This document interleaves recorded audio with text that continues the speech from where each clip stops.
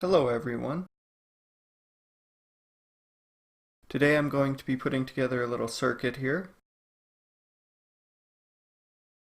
So I have one of these LT1073 micro power DC to DC converters.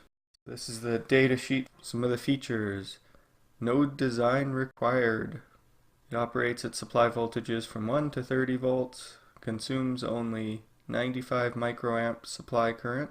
It works in step up or step down. We're going to be using it in step up. It only requires 3 off-the-shelf components. So that was one of the big reasons that I chose this particular chip. The other reason I chose it was the very low power usage. The LT1073 is a versatile micro power DC to DC converter. The device requires only 3 external components to deliver a fixed output of 5 or 12 volts.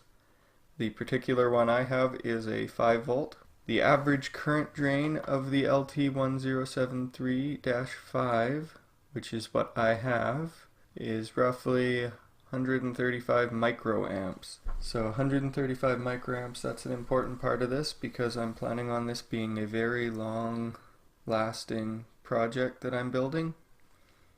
So the less power that the converter draws, the better. And then here they do nicely supply a little typical application diagram.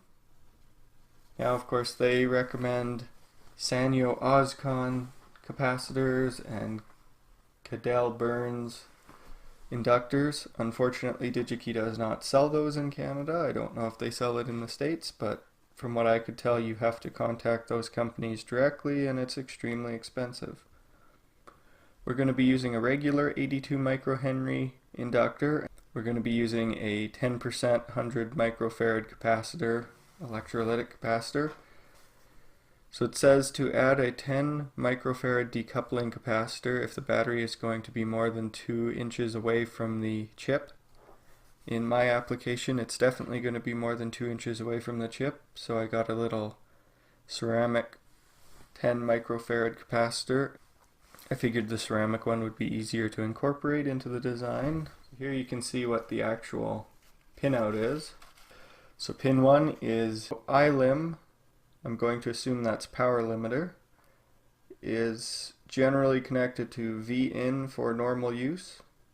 When you need less current or you want to limit the current, you connect a resistor between ILIM and VIN. It says a 220 ohm resistor will limit the switch current to approximately 400 milliamps. VIN, of course, is the input supply voltage.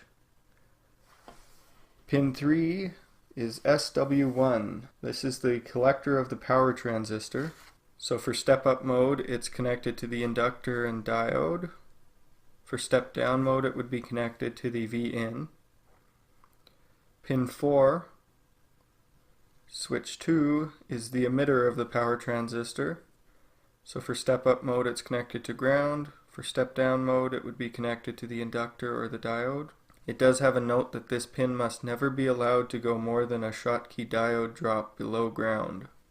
Pin 5 is ground. Pin 6 is the auxiliary gain block output. Apparently it's open collector and can sink 100 microamps. Pin 7 is the set pin, the gain block input. It's an op-amp with a positive input connected to the set pin and negative input connected to a 212 millivolt reference. So I believe you can use pin 6 and pin 7 to do the low battery detection that this circuit can do. So that it switches off if the battery is getting too low rather than draining your battery all the way down to 0. Pin 8 is the feedback / sense pin. So for the LT1073-5, this pin goes to an internal application resistor that sets the output voltage.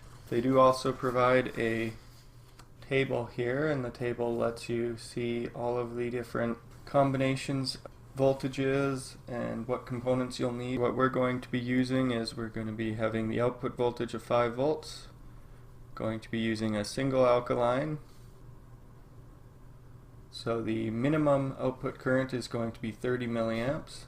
The inductor value we need is 82 microhenries, and the capacitor value is 100 microfarads. So I also have the components here to jump this up to 2 alkaline batteries. So for that, it would be 2 alkalines at 5 volts, give a maximum of 80 milliamps. It's going to need a 120 microhenry inductor, and it needs a 470 microfarad capacitor. As well, it says to add a 68 ohm resistor for the current limiting. So the project that I'm planning to use this little DC to DC converter for is a light sensor and a couple LEDs, a few LEDs here. So this is the theoretical design of what I'm going to be building at some point. For right now, all we're doing is building the power circuit. But basically we're going to have the power circuit here, we're going to have a light detector, hopefully.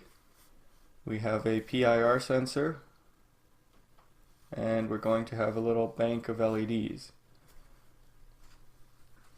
So the PIR sensor I have doesn't have a photocell on it, but it does have a spot for soldering that on, so I might be able to remove this entire section here. But basically it's going to hopefully detect movement, and when it detects movement it's going to let these LEDs all turn on. Now I have realized that this little variable resistor here is superfluous, so it's going to be removed from the final design. For today we are going to put together the power circuit. So I have a breadboard here with the LT1073 attached. You might be wondering why this breadboard is missing this lower bus bar. Well, that's because it was terrible and it was causing all sorts of issues with circuits. So rather than mess around with it anymore, I removed it completely. Our power source for today is going to be a AA battery. So for the finished project, I plan on running it off of a single D-cell battery, or possibly 2 C-cell batteries, depending on how much power I need. The nice thing about that idea is that it's going to last a very, very long time. When I did the math, it should roughly last 5 to 7 years. So probably longer than the battery's good for. So first up here we're going to connect the battery connector.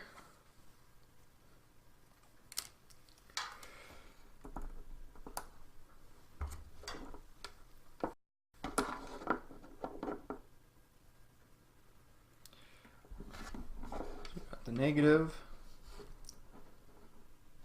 Now I'm also going to hook up the positive, but I'm not going to connect it to the battery quite yet, just so there's no power flowing through this circuit while we're building it, just for precaution's sake.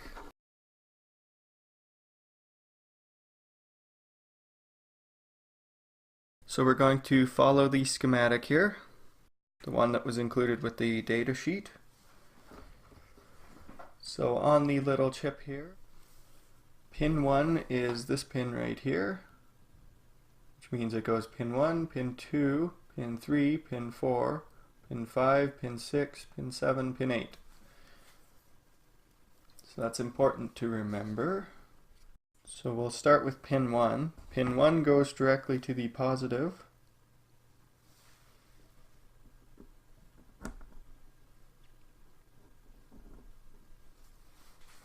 Pin 1 being the current limiter. On this circuit we don't care about the limiting of current, so we're just going to run it at the full 40 milliamps hopefully. Pin 2 is V in, so of course it has to be connected to positive as well. So we have the little 10 microfarad capacitor. I'm also going to pop that in really quick here before I forget. it just goes between the negative and the positive. So this little guy is perfect for this. It bridges those on the distribution rail there very nicely. So next we're going to hook up the inductor and the diode, as well as the capacitor, the big capacitor. So what we're going to do with the inductor here is we are going to hook it up here. We have the positive connected to the V-in port. We also have the positive connected to the inductor now. Next, the diode gets hooked up. We have the diode here, and it's this direction, so this is the side that will be the output. It's important to make sure you hook that up correctly. For this, we're going to run it just across here. In the interests of saving space. Got that. And now we're going to put the capacitor in. So the capacitor goes from the positive pin of the diode to the negative rail. Conveniently, we can just put that in right here, like that, which gives us tons of room to play with the other parts of the circuit once we get to those. And it means I'm not putting a bajillion jumpers across here. So what we're going to do next is we are going to do pin number 3.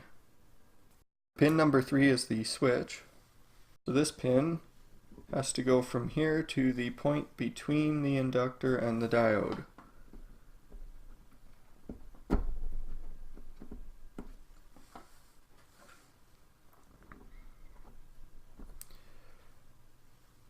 Okay. Next up we have pin 4 and pin 5, both of which go directly to ground.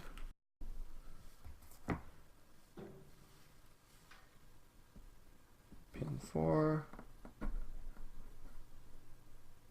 going over here to ground.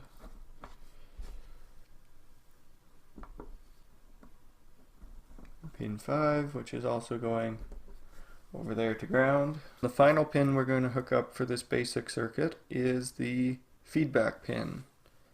So the feedback pin goes from pin 8, and that goes to the point between the diode and the capacitor.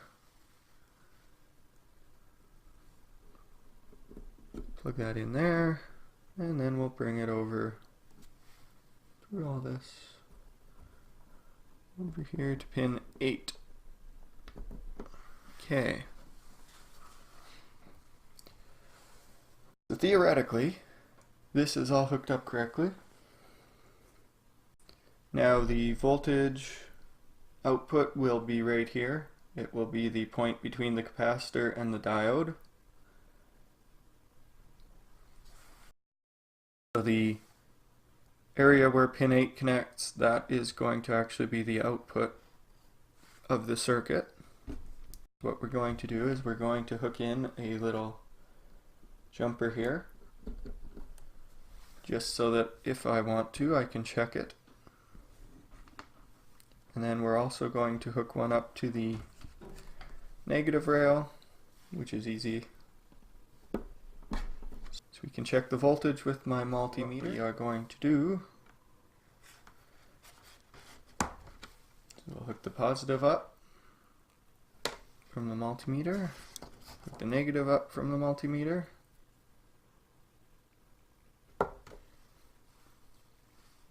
and now we'll hook up the positive of the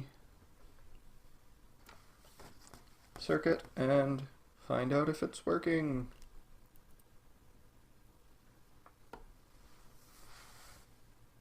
And no.